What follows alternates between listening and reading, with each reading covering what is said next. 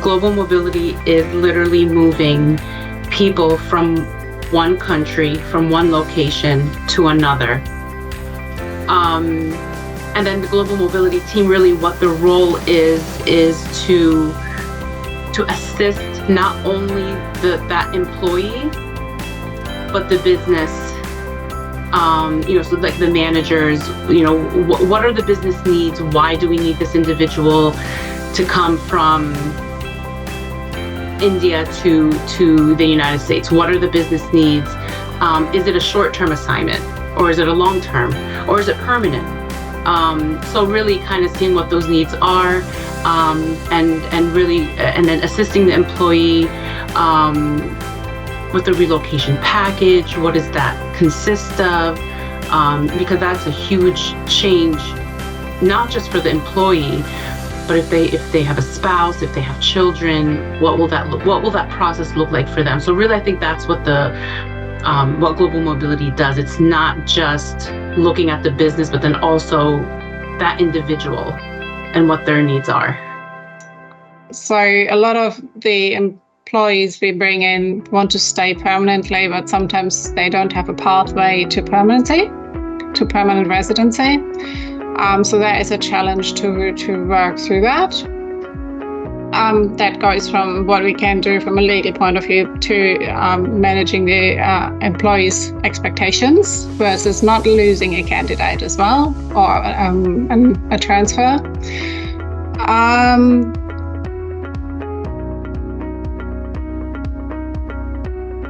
We've already seen that in the last 2-3 years, how much mobility has transformed. And I think that's going to continue to be a thing. We're going to continue to play different roles in our companies, whether that's strategic, innovative, taking on different types of responsibilities than we maybe did in the past. And so I'm really excited to see how things continue to transform, and then how everyone is seeing the transformation that's happening by industry, because I do think that some industries are utilizing mobility differently than others. So really excited to engage in the conversation and hear what everyone is experiencing in their organizations. There's so much more opportunity that exists today for us to shape the future of our industry and really elevate our function as global mobility from the operational or reactive arm of the business to the strategic, influential part of the business. And as I was thinking about this, I thought, well, how do we go about doing that? And for one, I think what's special about this point in time for us is the variety of our services that we can offer the business to accomplish the goals that they have has really grown with the trend towards agile working, short-term remote work, long-term remote work, virtual assignments, digital nomads. All of those are options that are maybe more cost-effective and more efficient and have just recently come into our industry and they're going to increase. Collaboration with the partners is such a big part of it. I was hired at Ingram 2 years ago, and the message to me was we need to improve our employee experience. And so we also have been actively renegotiating things, but also selecting new providers who mirror that culture and who want the same thing. And we are specifically looking for providers who have that employee experience in mind and aren't just task oriented necessarily and robotic. And they have to be flexible, they have to be adaptable. That's part of that pivot culture. But that's part of the program that I've been building for the last 2 years now is employee experience is that focus, and suppliers are definitely a part of that. And then continuing that communication with internal stakeholders, finding out really what's in it for them. When you're talking to the finance people, you talk about cost effectiveness, spending money in the right places. When you're talking to HR, that's when you really hit on employee experience, the family. You have to know your audience when you have those conversations, especially if you're working on change management processes.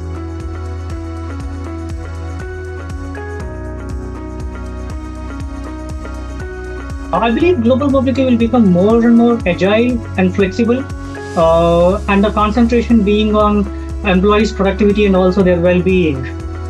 For example, we are seeing in terms of more and more use of more and more use of remote workplaces, hybrid workplaces, right? And use of technology as well. So that's where I see more in terms of it becomes more agile and flexible. I am really excited to see how global mobility is going to evolve in the next few years. I feel like it has evolved quite a bit in the last few years, and it's been a really exciting space to be a part of. I am really hopeful that in the next few years or decades, we see a movement by, the tax and immigration landscapes, as well as relocation programs, to better adapt to the mobile, remote global workforce that I think is coming out very strong after the last few years that we've had. I think mobility will definitely evolve over the next years. We will see continuation of the digitalization, and transformation, which has been part of the HR and community for many years, and that will definitely continue. But we will also see a shift more into experience management. Experience is definitely more and more important and is decisive on the decisions. And when we are building new programs or modifying existing programs, and sustainability, the ESG sustainability agenda is definitely going to also impact the mobility business for the future years to come.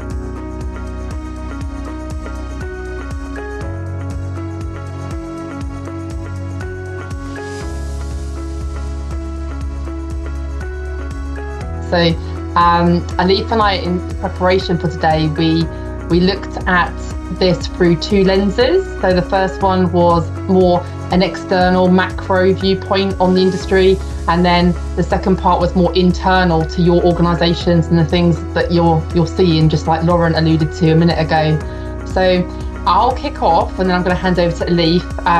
So in terms of external factors, really there are kind of four that we identified. So really, I think it's fair to say that post-COVID, if I can use that word without being shot down, post-COVID, it's a very different outlook.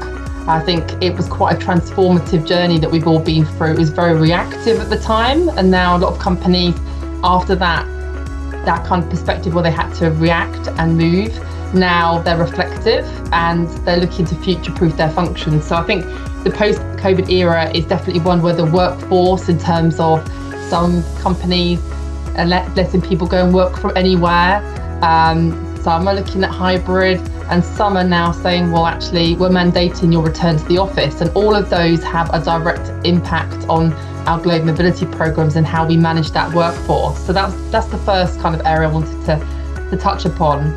And I think the second area is around our specialist skills. So if you think about it, when I first went into my career, I was coming from a tax background, and global mobility was quite traditional in terms of the things we were responsible for. The remit was quite clear.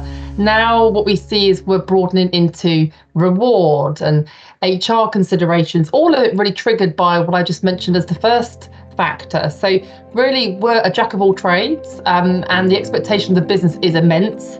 However, we are resource constrained, and that is a risk for us as we move forward. Of course, there's AI, there's artificial intelligence, there's technology to support us, but it's no replacement for the complexity that we deal with. We still need people like ourselves to mitigate risks, be efficient and commercial, and allow the business to grow, achieve those growth trajectories and those strategic visions they have, whilst looking after our people, which ultimately are the biggest asset a company has.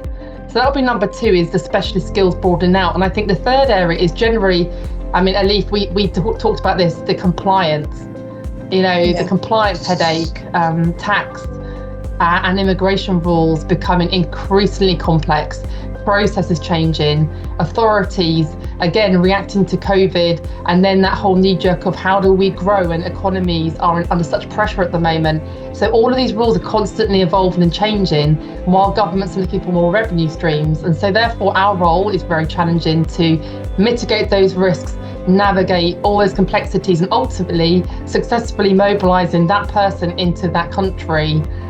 So it's a challenge. And I think the fourth one is kind of the buzzword of the whole kind of industry is ESG. So whether we look at things like, how environmentally friendly are we? You know, are we having, you know, corporate social responsibility in our relocations that we're doing, all the way through to diversity, inclusion and belonging, making sure we're compliant with that. And I think that is at the core now of all decision making. So those would be the things that we're seeing as the future of mobility and where we're being challenged and where we need to drive through. And I'm going to hand over to Elif now because she's going to go through the internal factors that we've identified. You know, we have companies with huge teams, or we have companies where you're a single army, or you are only two, which is very challenging. So thinking from the factors I will mention in terms of internal, think through about your position. How can you actually, based on your situation, you can actually use it. So that's something to highlight. First is, of course, is importance. Do I have a place at the table? That's the question. And if yes, how can I use it efficiently? And if no, actually, how can I get that, that seat at the table? I think from my experience, because I worked in big teams and I worked as an advisor, as a single army, and now I'm working with a small team. So thinking from that perspective, what I can say is if you want a place in a strategic table from internal perspective, always be proactive, always be loud, don't be shy. If you are new in your company, first make sure that you know the structure, you know people, create your network and try to understand who does what. That's very important. I think you need to focus on, then where am I? Strategically, how can I contribute from myself? I think that's what we are seeing from global mobility side, and that's where the future will be as well from strategic point. So kind of trying to assess your situation and how can I fit, and then how can I expand my area. So don't be shy, be a bit loud and proactive.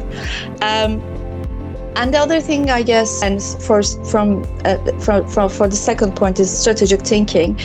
It's about reading, it's about creating this network, it's about joining these events, because when it comes to global mobility, that's one of the things that I love my job, because you're all over the world and we're in same platform sharing, discussing. And for strategic thinking, you need to share, you need to discuss, because as Selena mentioned, everything is moving too fast, and one thing to highlight here is externally, things are moving too fast. So actually, externally, things are sometimes moving fast, but sometimes slower. So a couple of years ago, governments and, countries, they were a bit slow in terms of their reaction. But following COVID, we saw these digital nomad visa. We are seeing, golden visa, which is now not happening, I guess, in Portugal. But we see all these different visas all around the world, not only Europe, but, in different countries. So interestingly, we see this dynamic change, right? So now the governments are actually a bit quicker in their responses, which is amazing, because that was our struggle. That is still our struggle in global mobility, right? Internally, they want things to move very quickly, but externally, we actually bound to these rules and we are kind of compliance. So trying to find that balance and answering internally the questions to the business partners when they ask, but why, Elif? Why we can't do that? Why I can't just go and work from Malaysia? Because, so you see this, I think it's amazing thing that we are doing. I think it's, sorry, my laptop is trying to restart, but no. So we see this, I think we are doing amazing job with balancing those, those demands from internal business, while external we are trying to keep that balance between compliancy but also being practical, also kind of giving back to the business so they don't see us as bad cops. So that's why I think strategic wise it's something to think for the future as well.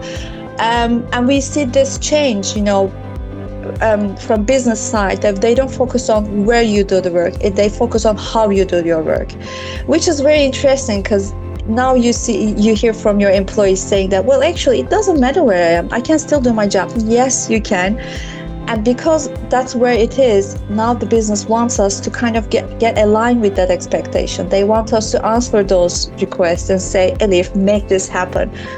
But can you actually make this happen? And how can you make this happen? Again, back to strategic thinking and talking with your colleagues and with your network and with external parties, with the consultancy side and all that. But yeah, I think that's the mind change that we are seeing right now on talent agenda, where they're focusing on how you do your job. It doesn't matter where you are, which is, again, for future, it's going to be a challenge, which is a fun challenge. And the last one I want to mention is, as Selena mentioned, it was a bit, I guess, like 10 years ago, I would say it was a bit strict. We had policies. We were following policies. I would say, yes, GM was still strategic, but it was not that strategic. But now we see this fluidity between different types of employments, international employments. We see extended business trip. We see, short-term assignments, but actually they ask for virtual assignments. And first time I heard virtual assignments, I'm like, whoa, what's happening? What is virtual assignment? So we are at this stage where we see this fluidity. So you have someone in a country for 3 months, but now they want to stay another 6 months. So how quickly you can respond, how quickly you can think the documentation around, how about relocation, what about the strategy in terms of keeping that person 6 months, how it's going to return back to the business. Is it good? And if it's good, in which way it's good? And how quickly, as I said, you can respond. So we actually see this change in policy segmentation. We see from long-term, very typical assignments to commuter arrangements. I want to live in Belgium, but I want to work in Netherlands. There you go. Okay, how are you going to make this happen? So I think fourth factor for the futures is just the change that we are seeing, in these policy types in global mobility.